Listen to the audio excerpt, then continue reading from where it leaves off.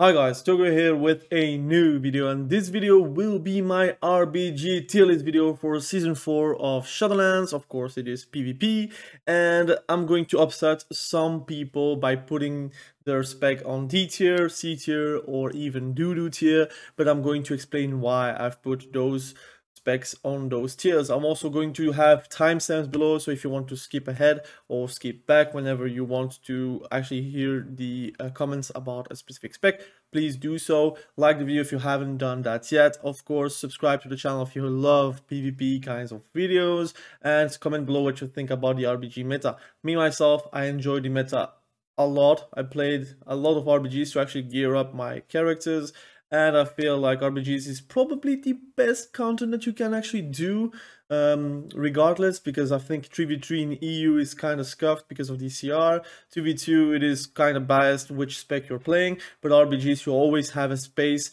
if you're making your own groups. Of course, if you're joining groups it will be a bit more difficult, but hey, you do you. So let's start right away with the tier list, and you will see that I've put some tanks already in the tanks or DOODOO tier, because those tanks are not really played or playable, or to be honest, if you compare it with a Guardian Druid, there is no match. Of course, as a Blood DK you can of course hostage a healer or two in an RBG, for example, but then again you're also making your team play without a DPS or without a tank.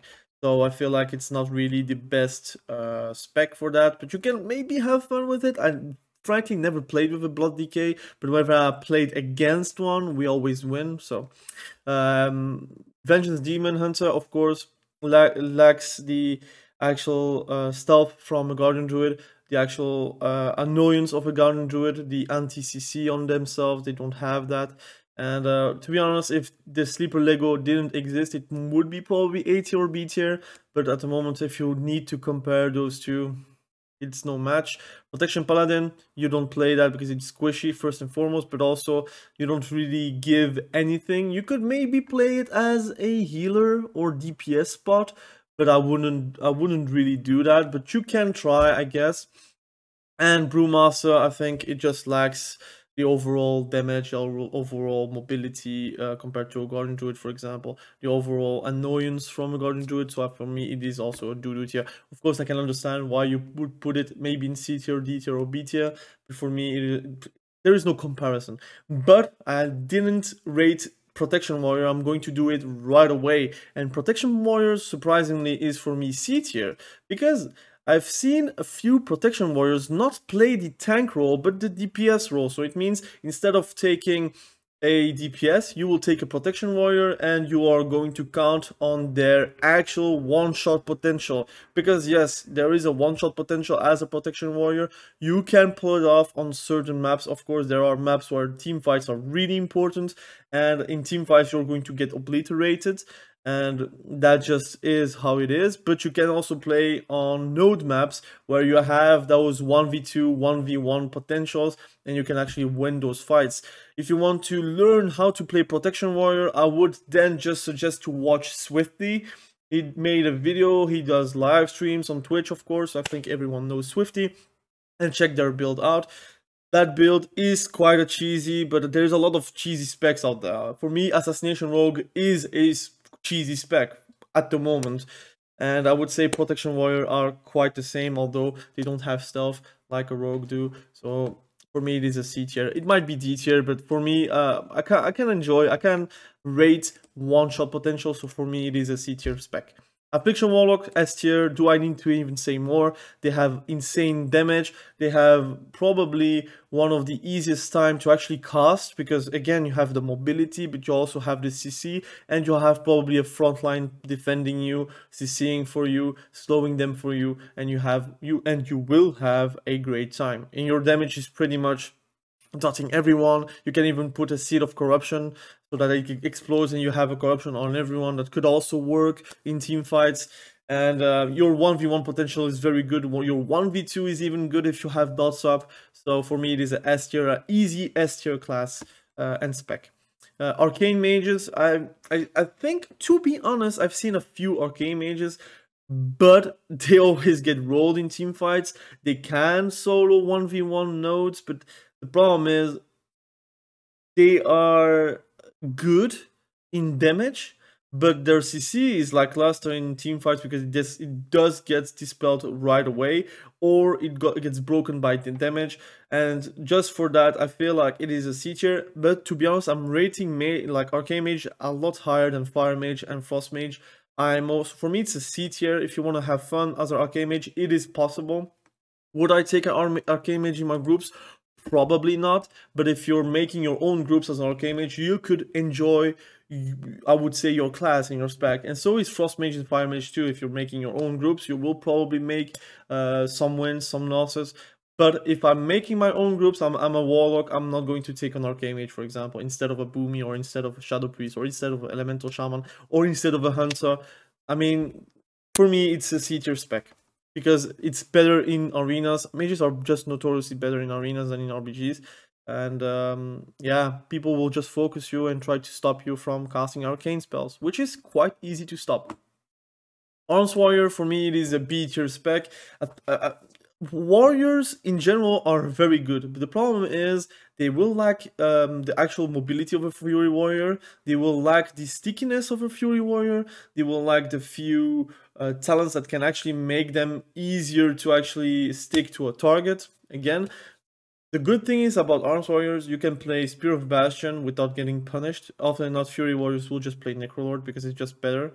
But Tyrian Warriors are actually good for actually killing people, but often than not you try to push people away from the casters and not stick them into a Spear of Bastion with the caster will just have to move. In general, they are squishy too. They will get obliterated by casters in a stun, for example, and Diver Sword is only usable whenever you're not in a stun or whenever you're not CC'd. And I don't know, it lacks the actual consistent burstiness and consistent stickiness of a Fury Warrior to actually rate higher. Can you play with an Arms Warrior? Of course you can. I think a good and well-geared Arms Warrior has a place in the RBG group, but you will have to actually see if it's really worth it to take a Fury Warrior, an Arms Warrior instead of a Fury Warrior. But me myself, I play arms, so I kind of make my own groups. If you make your own groups, that should not be a problem, and you will do some great damage. In 1v1 potential, you're going to obliterate people, for example. But other than that, those are team fights, and in team fights, I feel like Furies are just better. Although the PvP talents from arms are quite nice. Alright, so let's talk about Assassination Rogues. I feel like they are the second best rogue spec, so I'm going to rate it A tier, but they are not S tier because, again, I feel like Subtlety is just better. I'm going to discuss also Subtlety as well, so I'm going to discuss Subtlety and Assassination together. Subtlety is just the better spec for node defending, trying to ghost, trying to actually kill 1v1, even 1v2s. I feel like Subtleties are very strong because you have Shadowy Duel, you have Smoke Bomb as well, and you are less cheesy. You can one-shot every 30 seconds basically, while an Assassination Rogue, to have all the one-shots aligned, you will have to vanish and play the Vanish Lego, for example. So you vanish, you get the 5 combo points and the 15% increased damage, and you're doing like a double Envenom, and then like a Fan of Knives, and you get the crit component from your talents. But it is cheesy because you will only have that every vanish, and outside of that your damage will be lackluster, and you will also have to use defensives to actually do offensive damage. And in RBGs it is a no-go. You're not going to use a vanish to do damage because then you're kind of screwed. You will not be able to defend nodes or to retake a node, for example. While, for example, Subtlety Rogue, they can Shadowy Duel, they can Smoke Bomb. Basically, every kidney shot is a kill attempt. While, for example, an Assassination Rogue, not every kidney shot is a kill attempt. Every Vendetta is a kill attempt. Every Vanish, Lego, Go, I would say, is a kill attempt. But you are relying on a 2-minute CD or even more to align everything. So that's the point I'm making. But I'm also going to discuss about Outlaw, and for me, Outlaw is a solid C tier. I don't care what people say. I don't rate Outlaw as... okay, it's B tier. My bad. It is the worst rogue spec, but it's still a rogue spec, and you will need a rogue spec in RBGs. But I can't rate it on the same level as Assassination Rogues, because, again, they don't have the burstiness that it requires to actually 1v1 quickly, because again, if you are going to ghost and you are going to 1v1 the opposing node, you will have to burst. You will have to kill quickly because there are people actually on the way to defeat you. The same as defending nodes, you will have to quickly defeat one target, because if it's too long, you will have to call some mates out to actually help you, and whenever you're doing that, someone else will have a overflood of enemies where you're actually going to lose the team fight, for example, or losing another node. So that's why Outlaw I don't really rate as high, although CC potential is higher, that's true. You can really play the annoying Outlaw Rogue that actually just CCs the heck out of you and just runs away. So you can basically kidney shot, and then you can blind, and then you can sap, and you can blind, you can sap again, kidney shot because everything is off of DR, and then you can probably blind really soon. So you can really be annoying, but I like the damage from Assassination Rogues, I like the damage from Subtlety Rogues. I don't rate the damage from Outlaw Rogues. In arenas, it's different because you're dampening people. You're not going to one-shot people. You're going to CC build people and then actually win whenever they don't have trinkets. While in RBGs, you cannot really rely on that. Sometimes you don't have a trinket and you're screwed. And I feel like an Outlaw Rogue without a healer is not as deadly as a Subtlety Rogue, as an Assassination Rogue. And that's my opinion, of course. I can understand why people would rate it higher, though. So let's talk about Boomies. It is the second caster that is actually S tier, very strong, does crazy AoE damage, crazy potential with Convoke, crazy retakes possible. You have stealth, which is very big in RBGs. You don't even understand how stealth is an important component, because you have the surprise attack if you want to go on a node, if you want to kill a Guardian Druid that has the flag, for example. Like, all of these is actually very important. And you have Root Beam, which is super strong on a lot of casters. Sometimes you are Root Beaming 3 people at the same time, and that's pretty much a GG for the team fight. You have like Bear Form being tanky, but so you can also play Restoration Affinity, so you can actually be more helpful for yourself and for your team. You can even, I saw also Boomkin actually playing Feral Affinity and like stunning out of stealth and going for a Convoke. That's actually also very insane, because if you're stunning with Rake and then you're going to switch Boomkin form with Celestial Alignment with then, of course, the Convoke, you're going to one-shot that guy 1v1 if he has no trinkets, or he has to blow like every CD, and that's pretty important for RPGs as well. So it is S tier, on the same level as Affliction, I would say. Some people take more Boomies and less Affliction, some people take more Affliction than Boomies. But those are like the two, those two specs are actually the reasons why Caster Cleaves actually work. BM Hunter, it is D tier. Every time I see a BM Hunter, I feel sad for them because their pets are dying instantly. They don't do really burst damage, although they can do burst damage, but their pets they are going to die anyways. They will have to play Craven Stratagem. They can play maybe something else, but they will lack the survivability, but also the damage and the stickiness. But for me, it is really a D tier. I'm going to discuss also Survival Hunter because it is quite the same.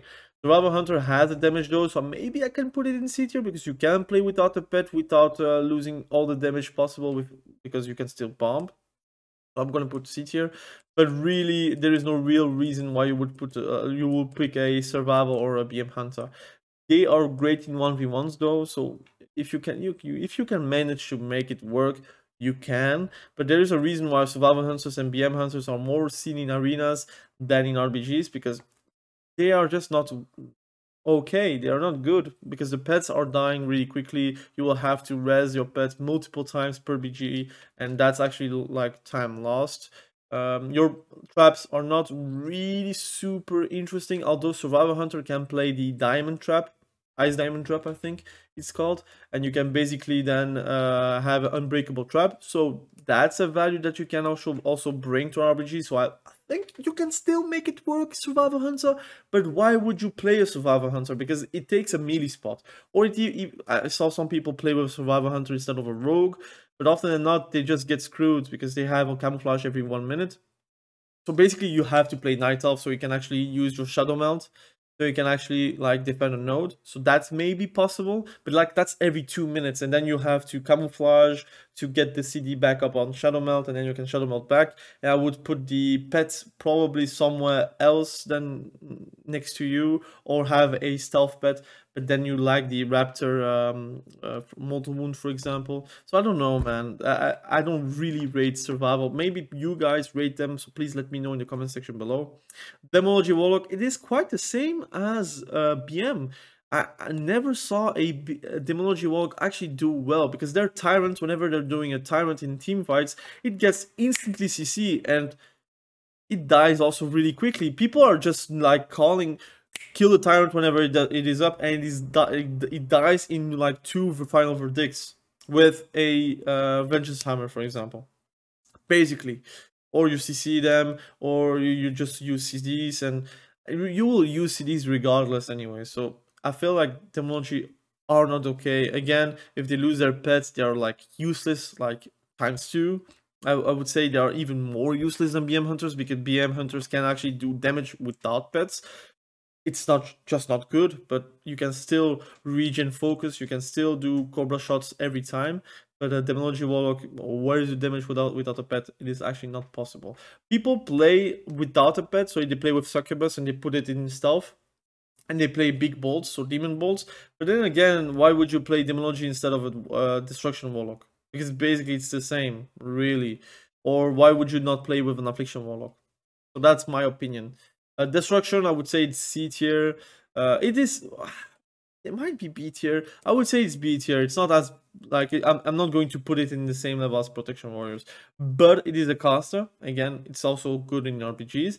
It is immobile though, because often enough you can play Necrolord, but then you will lose Soul Shape, or you play Soul Shape, but then you will lose the consistent damage from Incinerates. That's a choice that you will have to make. I've tested Destruction Warlock. The problem is people are going to focus you even harder than as an Affliction, and all your damage is actually casted. They removed the stun on Infernal, so it becomes actually not as terrible. I don't know, man. I can't really rate it as high. Maybe I should play it a bit more. Maybe I'm too harsh. Maybe it deserves A tier. But for me, whenever I see a Destruction Warlock, I feel sad for them, because they're getting kicked on Chaos Bolt, and then like they're like trying to wait for time to pass, and then they get kicked again, and then they get stunned, feared, and then like die for some reason. They also are very squishy. They don't have demon armor anymore, and a melee trainer is going for you, and you have like 2 healers trying to back you up. It's not going to work. So that's why for me it just doesn't deserve really a higher tier. It might be better than Arms though, so I'm going to put in front of Arms. Disc Priest, I think hands down the best healer in RBGs. They have Big Dome, basically giving a whole group 50% damage reduction. You have Pain Suppression, which is still very good. You have also a lot of crazy AoE healing.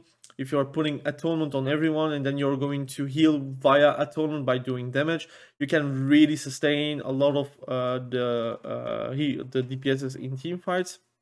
You will have to probably give the Resto Druid or Resto Shaman to the Disc Priest. I would say the Mistweaver Monk, excuse me, because you will have to need some big healing to actually alleviate some pressure from the Disc Priest. But the good thing is about Disc Priest, they have crazy CDs, and crazy CDs are very important in RPGs, and you will also see that in the tier list, how it translates in general. So Disc Priest probably the best healer for me, and it also translates in play rates. You saw my meta video that I've posted 2 days ago, and you will see that Disc Priest actually is the most played healer in RPGs, and this is for a good reason. It was the same in Season 3, Season 2, and Season 1 as well, so pretty much Disc Priest, RBG Kings. Elemental Shaman is a tier caster. You can pair an Elemental Shaman with an Affliction Warlock in RBGs to make a caster cleave, for example, and then you pair maybe a Boomy and then 2 melees with a Rogue, and that's a very good comp because you have this spell protection from Affliction and Elemental Shaman. You have a Hex, which is super strong in RBGs. You have crazy damage, crazy instant damage. You have crazy off healing too, although it's not very reliable because you can only cast 4 times before getting but you can make it work. Your totems are very nasty. You can actually do grounding totem on a convoke and pretty much save your whole team. So I kind of appreciate that.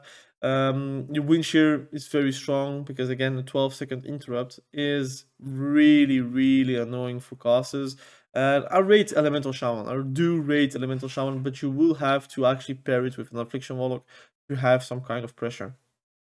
Now let's talk about Enhancement Shaman. The problem is about Enhancement Shaman, it is a C tier spec, is the comparison between other melees.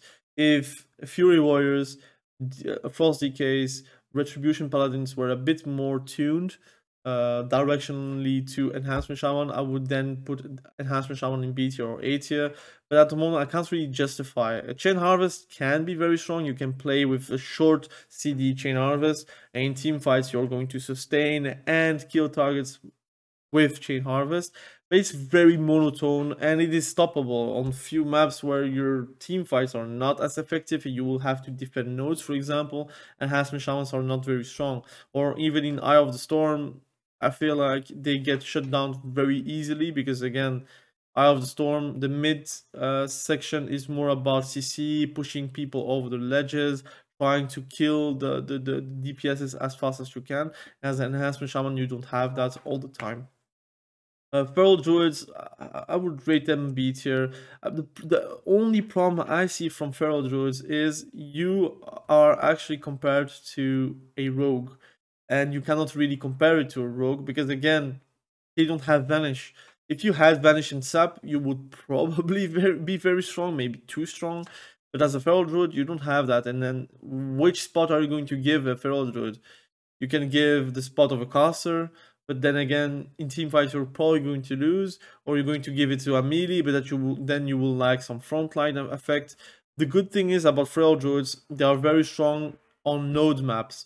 So basically, you can give up a melee or a caster space and get a Feral Druid to actually attack nodes, and then it's actually very strong.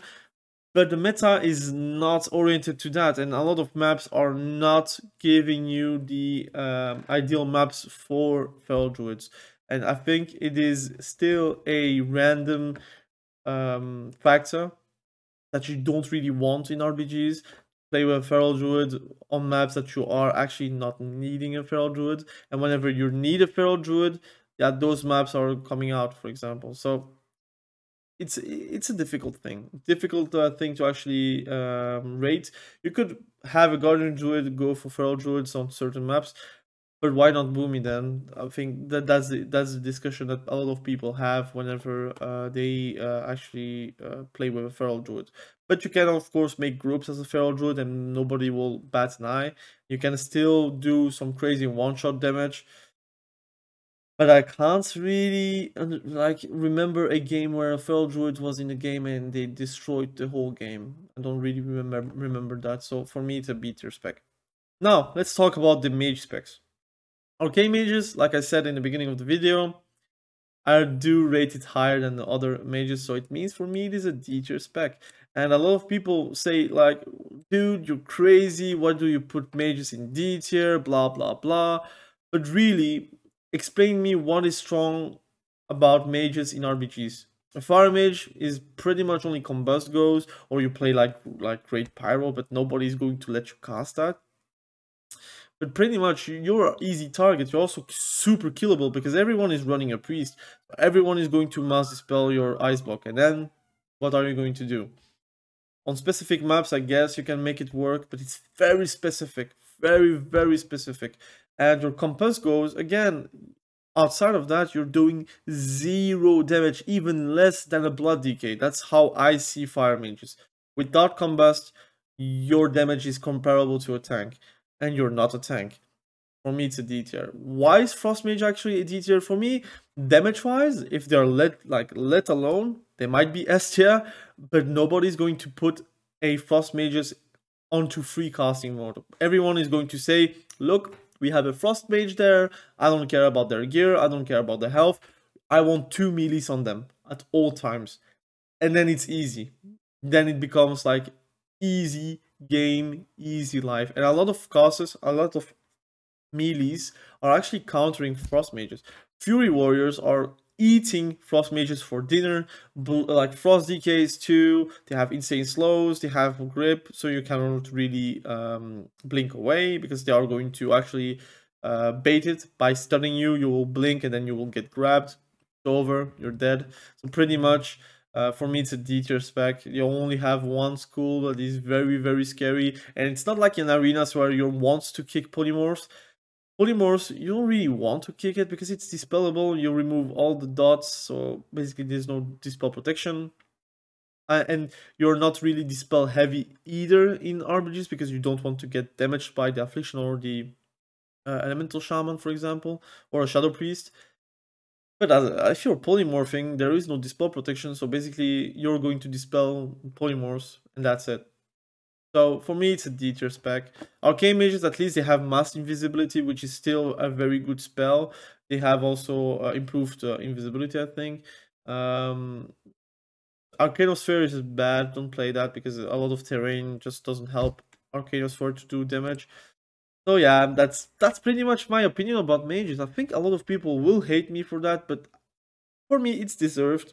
There is, until now, no one is actually like telling me why I'm wrong about Frost Mages or Fire Mages. They do say, oh, you're so wrong about the mage specs, but really explain me how I'm wrong, so I can actually improve my talks, improve my theories, improve my reasoning. But no one actually fights me on that argument. They are just saying that I'm wrong and that's it. So please let me know in the comment section below if I'm wrong. If I'm wrong and you're telling me arguments which are sounding incorrect, I would give you that and probably like rework the video somehow, some way, or tell in the comments or what placement I would give. But for me, Fire Mages and Frost Mages are deservedly not good. But you can still make a group as a Frost Mage and Fire Mage and probably make a good group out of it, but you're going to get carried. You're not going to carry anything as a Frost Mage or a Fire Mage. And that's my opinion, of course. I would gladly take a Protection Warrior instead of a Mage if I had to choose between them. And that's my opinion. Don't shoot me, but a Protection Warrior actually does one-shot damage and doesn't get stopped by an Interrupt or a Silence. Frost DK. Frost DK is probably the best melee DPS in RBGs. Such a contrast with arenas. If you saw my videos about 3v3 and 2v2, Frost DKs are abysmal, and that's just a fact. But in RBGs, they are king, and that's the difficulty for balancing. How can you buff Frost DKs without making it even more strong in RBGs? And I think I just would not like to be a dev, that's for sure. Frost DKs, insane like CC potential, insane damage, because they're not going to stop you. You have AMZ, you have AMS to protect you, you have insane chill streak potentials because everyone is hopped on themselves. You have blind, you have the big AoE stun if you play that, or you can even play the big obliterate build if you would like to play like this. You can do that. Nobody's going to disarm you. Nobody's going to CC you. They want to actually CC the healers or the casters. So you are pretty much good to go. You're very squishy to melees though, so be careful about that. But if you're like paired with a Retribution Paladin or a Fury Warrior or even a Demon Hunter, you're going to do like insane potential with them. So I really rate Frost DK. If I have a choice between melees and I see a DK, I'm asking your Frost DK and they're saying yes, instant invite. I don't care about CR, I don't care about eye level, I don't care about anything. I just want you in my team because I know I'm going to have a great time. Fury Warriors are for me A tier. It is also a very good melee spec in RBGs. You could say it's S tier, but I like to have a distinction between DKs and of a DK, not S, a DK and Fury Warrior, because they are just genuinely good. They are strong Fury Warriors. They have great mobility. You are going to have a great time. Basically, you're going to have a field trip. You're going to enjoy your time playing. For sure going to do some RBGs as a Fury Warrior because it is just enjoyable to play. You can play Necrolord, you can play even Night Fae if you really so desire, although you will be very squishy. You can do insane damage as that. And whenever you're doing a melee comp, I'm going to make a RBG group composition video soon. But if you're making a melee train, you will want to have a Fury Warrior, and you will want to have a DK. Of course, a Retribution Paladin is also needed. A DH is also quite nice too, but it takes the spot of a Fury Warrior, so you have to decide between those two. So it's quite a choice that you have to make. But basically, Fury Warriors are really nice. So if you want to play Warrior and you want to have easy groups in RBGs, play Fury, and you will have a great time. Guardian Druid. Guardian Druid are S tier beyond everything. I'll just make an extra row because it's ridiculous. You just need to nerf it. It's annoying to wait for a Guardian Druid as well. And whenever you're playing with Data Guardian Druid, you're actually signing up as I want random games because I don't know which maps is going to be, but also I don't know whenever the enemy team has a Guardian Druid or not. If the enemy team has a Guardian Druid and you don't, and it's a RBG flag map, you're dead. You're losing. If it's basically flag maps. If it's, for example, also Gilneas, basically you lose if you don't have a Guardian Druid, because you can have a Guardian Druid just sit on Lighthouse or Mines. By the way, this map is terrible because Alliance side has such an advantage. I really never lost as Alliance side, and I always lose as Horde. So there is that. Guardian Druid, S plus, ridiculous, nerf it. Remove Sleeper. I think they just added 2 on Dragonflight. I feel sad for that, but whatever. I wish they just reworked RBGs to not have specific tank specs, but there is that. Anyways, Havok Demon Hunter, same space as Fury. If you take a Demon Hunter, you don't take a Fury Warrior generally, and vice versa. Demon Hunters are very good on flag maps because you are very mobile, which gives you also the possibility to catch up the Guardian Druid and maybe kill them. You can play the Hunt, do a lot of damage, but you will be very squishy. I prefer to be Necrolord as a Demon Hunter because you can just sustain yourself. You will do also crazy AoE damage all the time whenever you have a demon. So yeah, I mean, Demon Hunters are also very good in general, but you will have to decide between a Warrior and a Demon Hunter, so that's your preference. If you have a Castle Cleave, play with a Demon Hunter. If you have a melee Cleave, play with a Fury. Demon Hunters give 5% more damage on the targets, all for magical users, so that's quite nice. And Fury Warriors, they do crazy damage, but you will have to have a melee train to actually sustain, I would say. Holy Paladin, they are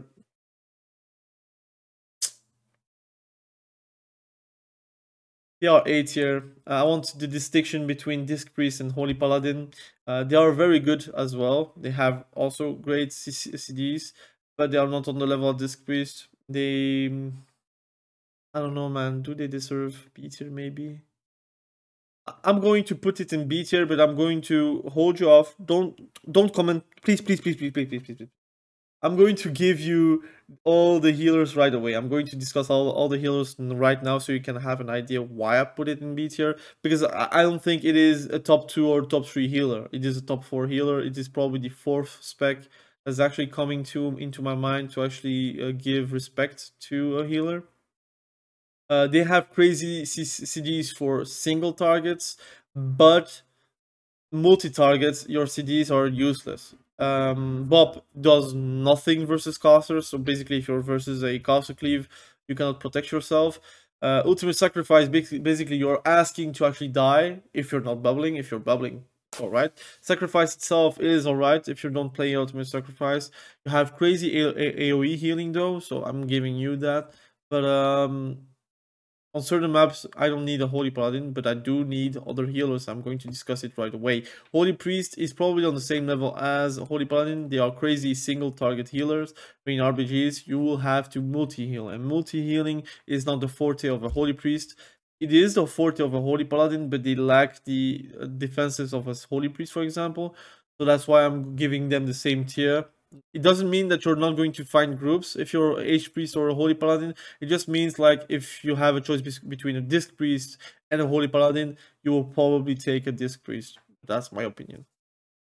Mistweaver Monks are for me A tier, and Resto Druids are A tier as well. So I'm going to discuss them both at the same time. Resto Druid has crazy mobility. with Mistweaver Monks. They are probably the best tank healers out there. You can say anything about Mistweavers, but they are very strong. Revival is nasty versus Affliction Warlocks. If you hear Dark Soul and Soul Rot, just put Revival and you're quite safe. You don't see a multi-drain life, for example. If you hear Convoke, just Revival and you're safe. You can Paralyze, you can Leg Sweep. Of course, don't be melee as a Mistweaver Monk. Try to follow the tank. Of course, there are few maps where Mistweavers are not great. It just is what it is. Resto Druids are very nasty, very good. They have Cyclone, they have Roar, they have Guardian Affinity. They can play Night Fade to get like crazy AoE healing, or you can play Necrolord to have some great sustain healing on the actual tanks. But for me, it is really fun to have a Resto Druid and a Mistweaver Monks in your groups. Often than not, I will probably get 1 or 2 Disc Priest and a Resto Druid or Mistweaver Monk or both. So I just remove 1 disc and I get like Resto Druid and a Mistweaver Monks. That's my ideal healer meta, I would say.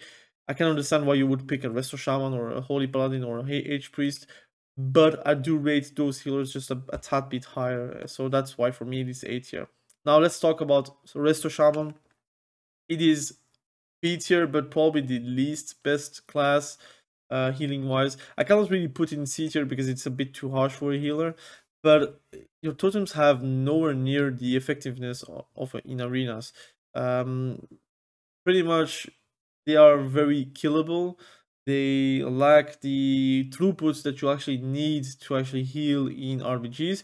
You can probably make it work, but is it because of you actually carrying, or is it because of you actually playing with other healers? And that's actually the question you should ask yourself as a Resto Shaman. If you make your own groups, you're probably going to be alright. If you're actually joining multiple groups, they are going to invite you because they will need a healer, and there's not like plentiful of healers. But if you play Resto Shaman and then you play Disc Priest and you can play Resto Shaman again, you will probably see the difference between those two. And that's why there is a difference between S tier and B tier. Pretty much this difference is very big. If it was a DPS, like if I had to rate it as a DPS, for me it would be C tier, but it is a healer, so for me it's a B tier spec in general. Marksmanship Hunter, S tier. I don't care what everyone says, it does nasty one-shot damage. And people are just not inclined to actually like focus a Marksmanship Hunter because it has a lot of peel.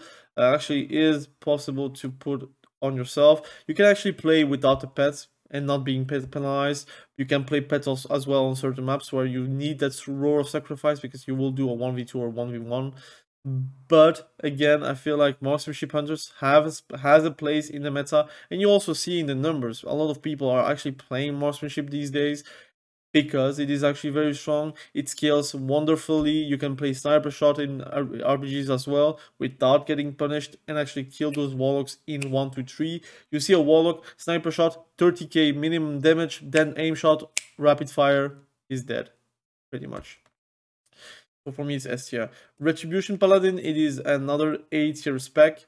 On the same level as Fury and Demon Hunter, pretty much a good melee train has a Retribution Paladin with a Fury, for example, with a DK, and then you can pick a 4th melee or you pick a caster, for example. But really, you have a lot of choice, and I feel like Retribution Paladin is very strong.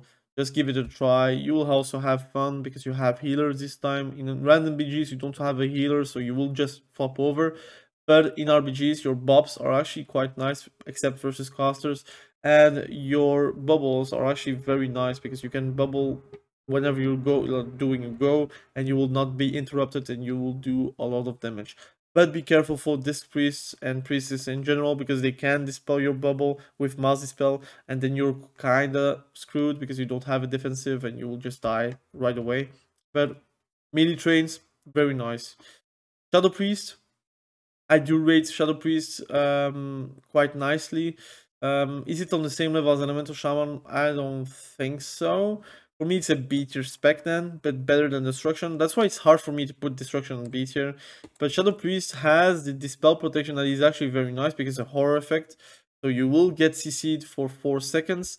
And it is easily like one of the best hybrids at healing, at actually supporting your teammates, but also do damage and do actually some great utility. And that's actually what's good on Shadow Priest. You can also play like crazy one-shot builds where you're actually going for the madness of the ancient minus Lego PvP talent, I would say. So you have a lot of crazy possibilities, but it is not on the same level as the other classes. So for me, it is a B tier spec. But I can play with an Affliction Warlock with my Shadow Priest, for example, or vice versa, and have a great time. It is pretty much a support DPS. Don't take it as a main caster because it will not work. Don't play with only a Shadow Priest because it is not going to work. You will need other casters to actually give the oomph needed to actually do damage. Unholy DKs. So for me, it is a hot take, but it is a B tier spec. They don't like if you're comparing a false DK with Unholy DK, it is quite sad. You have nice damage. I'm not saying the other like otherwise, but Fury Warriors, Retribution Paladins, and DHs has also quite nice damage. Nice damage is not the thing that makes or break a class in RBGs, but utility is. And you don't have crazy blinds, you don't have AoE stuns, you do have AMZ, so that's why I'm putting it on B tier. You have AMS, you actually have damage, so that's why you all deserve B tier. But if you're comparing a Frost DK to Unholy DK, it deserves a space, a blank space between them, like their tiers. If Unholy DK is very strong in arenas, Frost DK is extremely strong in RPGs, and that's why for me, Unholy DK deserves B tier. Windwalker is for me even lower than Arms. It is C tier on the same level as Enhancement Shaman. It gets one-shotted, it is easily counterable, it is one of the specs that actually is super squishy and dies right away. It does have crazy damage, but people just notice it and they are going to just focus you and obliterate you. Touch of Karma is not going to save you most of the time. Your TP is nice, I guess, but you don't have a PvP talent to TP in stuns. So in a stun, you're going to die, and you play as a Stability Rogue without stealth. So for me, it deserves C tier. I think it's on the same level as Enhancement Shaman. Just has the comparison between the other specs, and just feels like it is not really well in RBGs. But again, if you're making your own groups, you're going to probably find teammates and make like some wins and some losses. But like I said, if you're making a group and you're winning as a Windwalker, is it because of your skill, or is it because of your leadership, or is it because of the other specs?